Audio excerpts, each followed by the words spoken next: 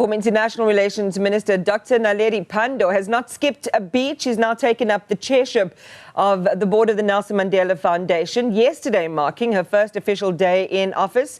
The award-winning Pandor cut a formidable figure in her ministerial portfolio, playing an influential role in South Africa's advocacy in the International Court of Justice for intervention on the plight of the Palestinian people in the ongoing war with Israel. She has persistently called for increased action against Israel's invasion of Palestine. Her legacy is that of an unshakable leader, principled and articulate on matters relating to deepening South Africa's democracy. And Dr. Pandor joins me now. Good morning. Thank you so much for making the time to be with us. You barely broke stride after announcing your exit from active public service in government. Congratulations on your new role. How was the first day in office, and how will you be approaching this new responsibility? Good morning, Iman, and morning to all the viewers of Newzroom Afrika. I am appointed as chair of a board of trustees. So I have said to them, I'm not one of those chairs who are going to be going to the office of the foundation, trying to look for office space and insisting on a car and chauffeur. So I'm very strictly chair of the board of trustees, and I hope to be able to influence some of the strategic direction of the foundation and the excellent work that's already being done. Your influence is expected to help drive and shape the next phase of development of the foundation, according to your predecessor, Professor Njabula Ndebele. What could this look like?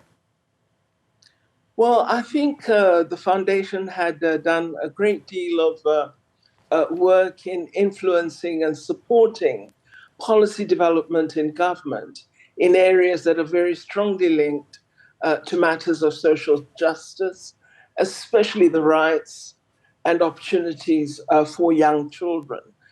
We will continue that work and work with government as it implements its new policy on early childhood development. This is a very important area for the foundation, and we wish to continue that work.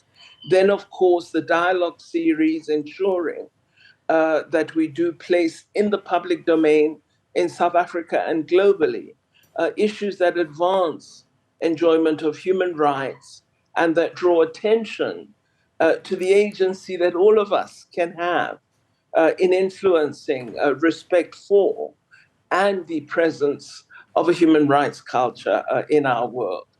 Thirdly, an area I'm very interested in is the promotion of peace and security on the African continent, but globally as well. And I think the man, the stature, the legacy is deserving of a role in such areas. And so it is an aspect that I hope the trustees will agree we should consider looking at. It's really more around playing a role, hopefully in conflict resolution, encouraging parties to sit down and negotiate rather than bear arms. And this is an area that I hope we will certainly draw on President Mandela for. So perhaps an example then, could it be intervention in the ongoing and unfolding humanitarian catastrophe in Sudan? Would you play a role at bringing, those warring leaders around a table to talk and resolve the conflict? Well, I certainly think it's a discussion the foundation trustees should have, and we should look at how we partner with others in order to be of assistance as the foundation. I believe the foundation bears one of the most significant names on the earth, and it has to, I believe, use the presence of this legacy as a vehicle for drawing contending parties together and ensuring peace for the ordinary men and women who just merely wish to live their lives in peace and stability. So certainly Sudan, but other areas as well. You've partly answered this question I'm going to ask next in terms of influencing and supporting policy work in government, but how would the foundation's work intersect with South African society as it is today. The plight of millions who remain unemployed, the families that sleep at night in hunger, young people who are disconnected from opportunities to have a life, either because they lack skills, higher education access or social support. What are your observations as a former senior public servant on whether a newly configured government can credibly reverse these deficits in our society? Well, I'm really thrilled that the Nelson Mandela Foundation has a number of subcommittees that look at different sectoral areas of work. One of the subcommittees is focused on the matter of research. And I do think, Iman, that one of the things we need to do as South Africa, and even perhaps government, should consider doing this in a more deliberate and focused manner. And that is to begin to really investigate what is the problematique?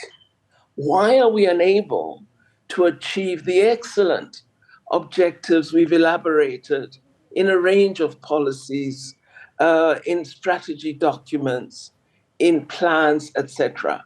What is it that is missing? And is there a correction that we may make, which will ensure we achieve the goals that we've set for our nation? And I believe that with the research function within the foundation, we should be able, given the global reach of the foundation and the respect that it has worldwide, due largely to the work of individuals such as Professor Jake Schervel and now more recently Professor Ndebele, to whom we express our thanks. Given that reach, I believe we should be able to also support comparative analyses, because I think our problems are not exceptional. They're not unique. Other countries have faced the same. Some have overcome. What is it that we are not appropriating or adopting to effect that catalytic change that South Africa needs so greatly? And I'm sure that your work in government also advantages you to be able to do that, because you also know it from the other side of the wall, so to speak.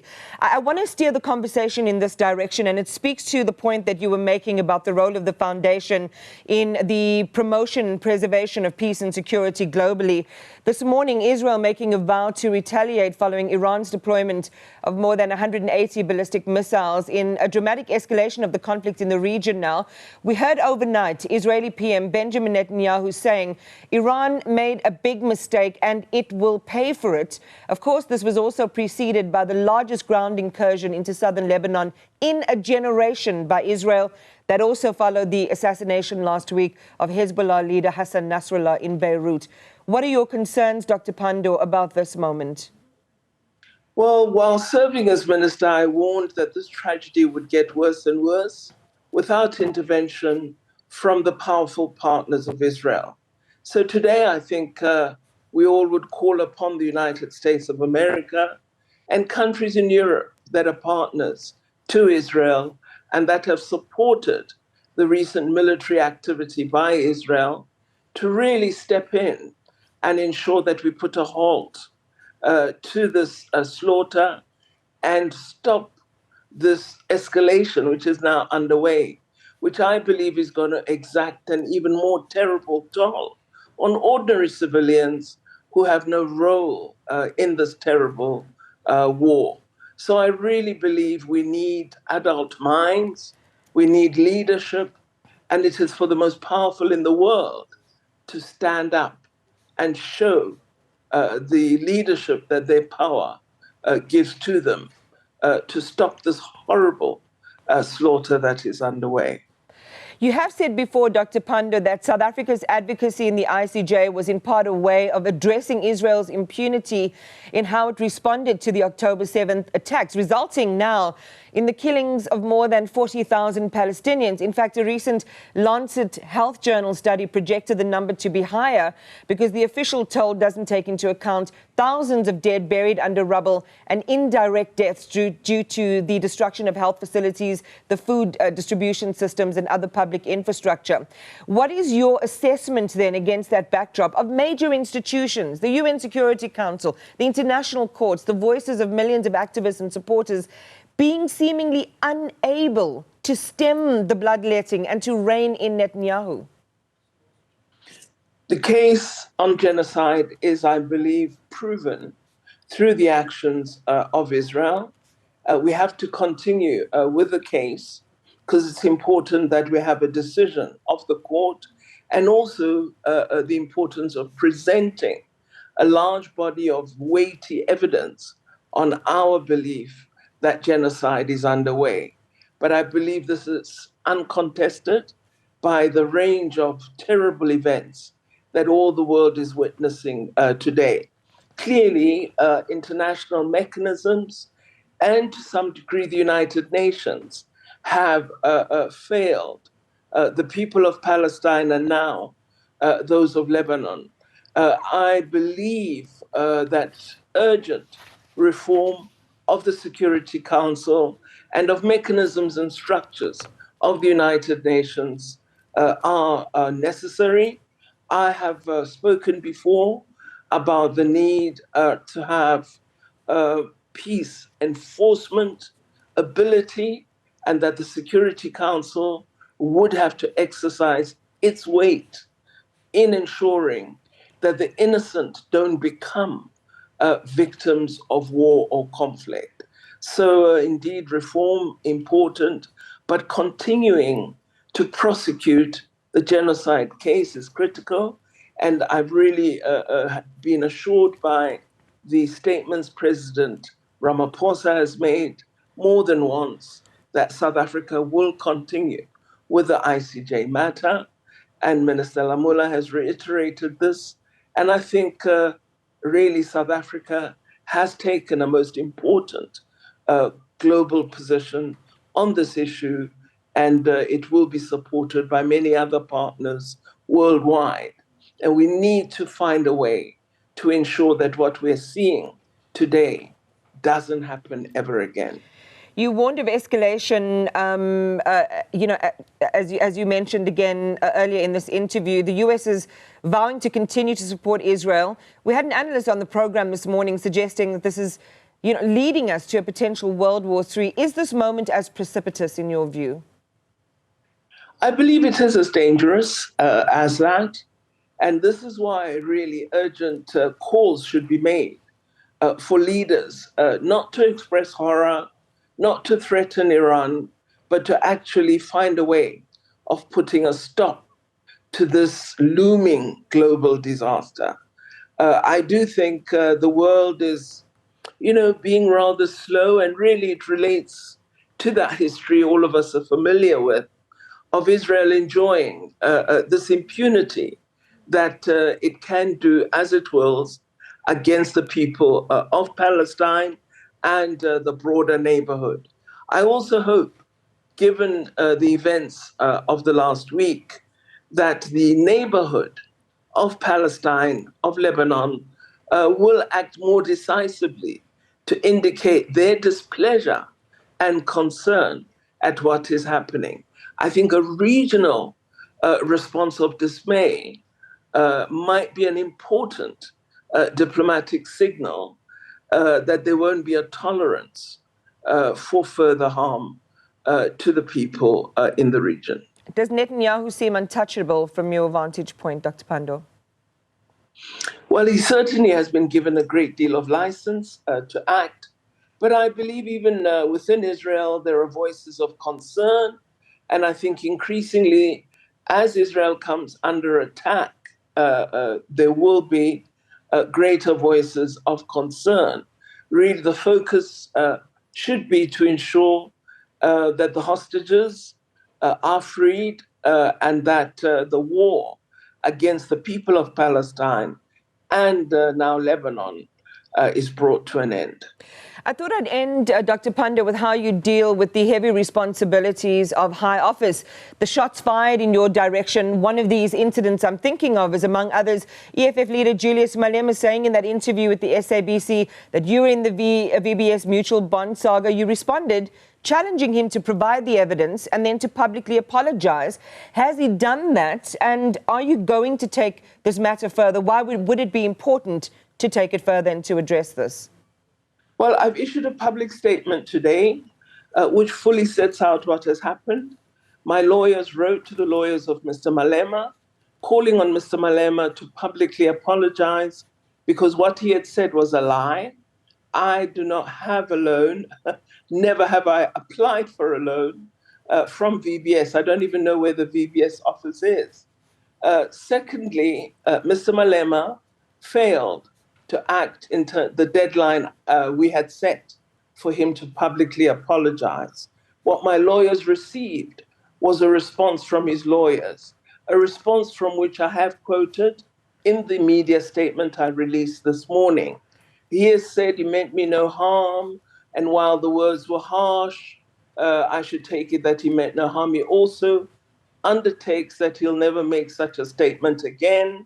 But he doesn't say that he lied. He says it was part of political discourse. This is what his lawyers are saying. So in a sense, he's admitting that actually this was a dishonest offense to me. And it really impaired my dignity. And I wish he had had the courage to stand up publicly and say he was wrong. From the letter from his lawyers, it's clear that that is what he's saying. But he doesn't have the courage to come back to the public stage and say it himself. And I'm really quite disappointed in him, but I'm not surprised. That would suggest he's acted cowardly then, Dr. Pandor. I believe he doesn't have the courage to stand up because he throws, these allegations from time to time against public figures.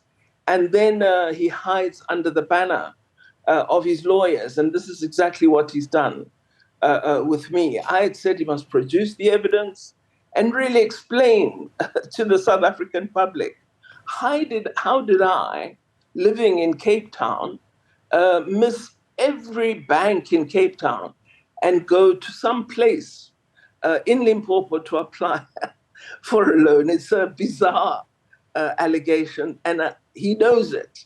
His lawyer's letter knows it, states it very clearly. Dr. Pandor, thank you very much. I know that you've had a number of interview invitations. Thank you for honoring ours. We appreciate your time today.